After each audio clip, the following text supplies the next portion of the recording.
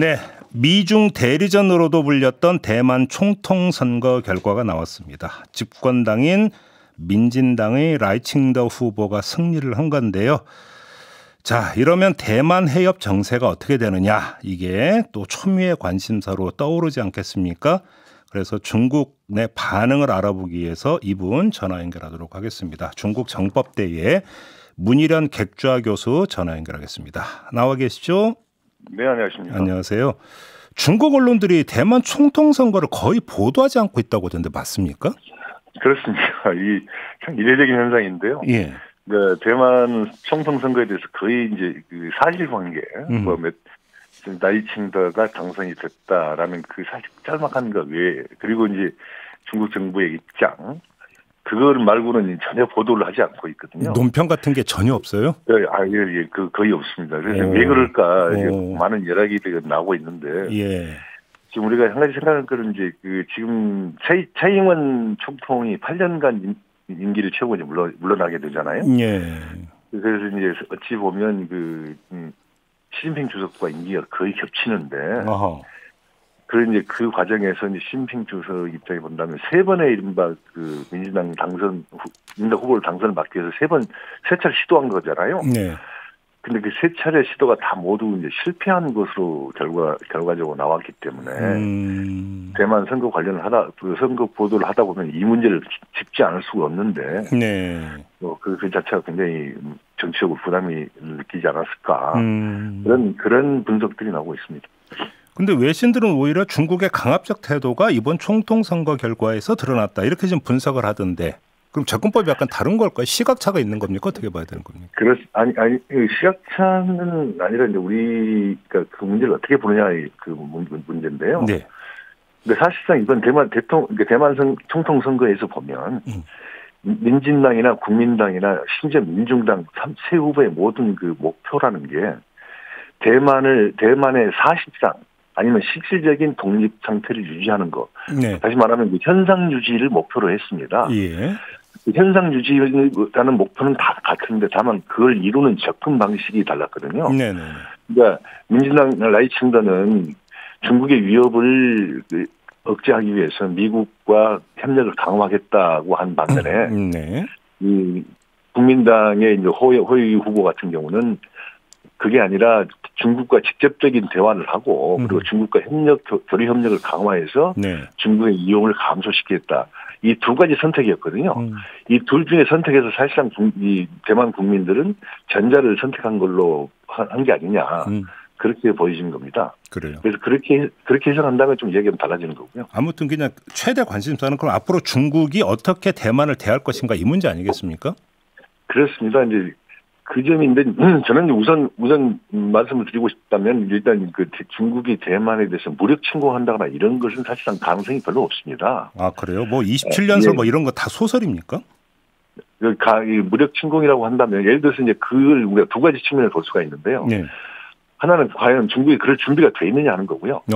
그러니까 중국 자체로 본다면 대만과의 싸움이 아니라 사실상 미국과 전쟁을 해야 되는 거거든요. 네네네.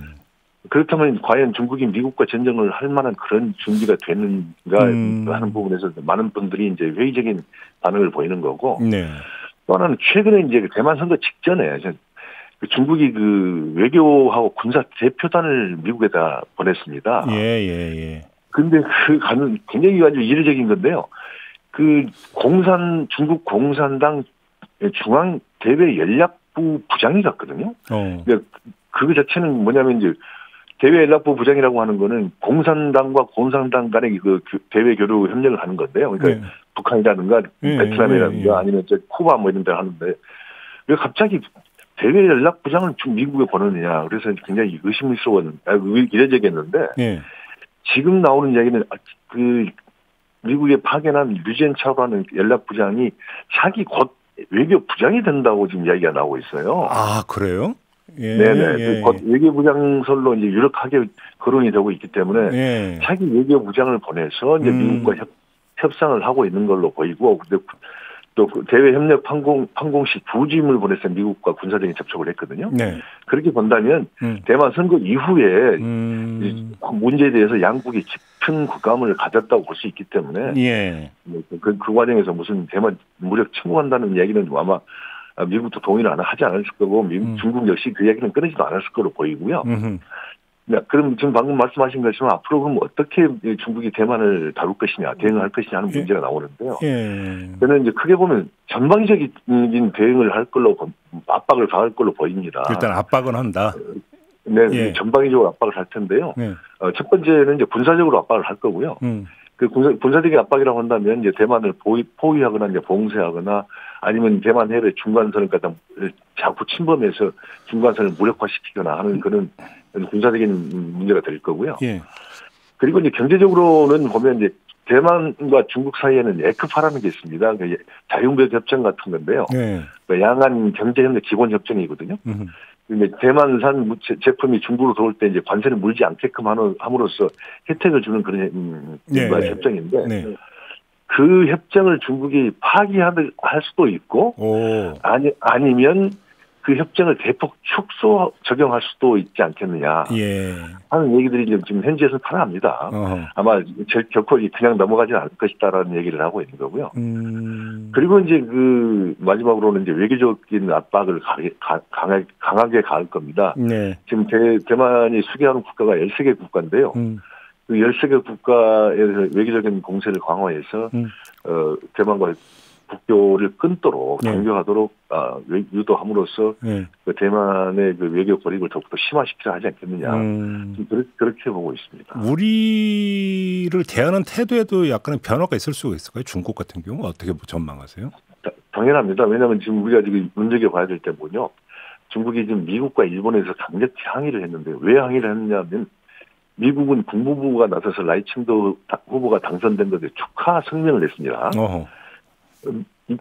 일본은 일본 외무성이 축하 메시지를 냈거든요. 여기에 대해서 중국이 이제 일부 하나의 중국 원칙 위반이고 일부 약속 위반이라고 강력하게 항의를 했어요. 그 항의를 한 이유를 보면 당신들이 우리와 수교할 때 첫 번째 전제 조건은 중국의 유일한 합법적인 정부는 중국이라는 걸 인정을 하고 대만은 중국의 지방의 일부다라고 하는 걸 인정하지 않았느냐. 그런데 어떻게 지금 이게 국무성이 나서고 국무부가 나서고 외무성이 나선다는 거는 대만을 중국의 지방으로 보는 게 아니라 국가와 국가 관계로 지금 보는 거 아니냐. 그래서 이제 당신들이 이건 하나의 중국 원칙을 위반하는 것이다고 굉장히 강력하게 이제 그 항의를 했는데요.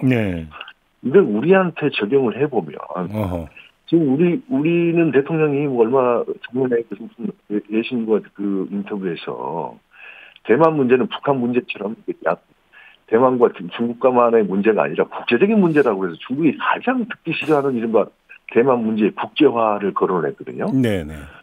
그래서 이런 문제, 특히 또 이제 뭐 힘에 의한 일방적인 현상 변경을 반대한다든가. 이거는 이제 대만에 대한 중국의 압박을 지금 얘기할 건데, 이렇게 이야기를 하게 되면 아마 중국이 지금까지도 굉장히 강력하게 반응을 해왔지만, 앞으로는 더 강하게, 이번 미일 축하 메시지, 축하 성명에 대한 반응처럼 더 강하게 나올 가능성이 굉장히 크다 하는 점을 반드시 염두에 두고 굉장히 신중하게 대응을 해야 한다고 생각합니다. 최소한 우리 정부 같은 경우는 중국을 자극하는 발언은 좀 자제할 필요가 있다. 이런 취지의 말씀일까요? 간단히 정리하면? 그렇습니다. 지금 우리한테는 전혀 국익이 도움이 되지 않기 때문에 우리가 신중하게 자극하지 말아야 된다 하는 말씀을 드리고 싶습니다. 알겠습니다. 자, 오늘 말씀 여기까지 들어야 될 것 같네요. 고맙습니다, 교수님. 네, 감사합니다. 네, 지금까지 중국 정법대의 문희련 객좌 교수와 함께했습니다.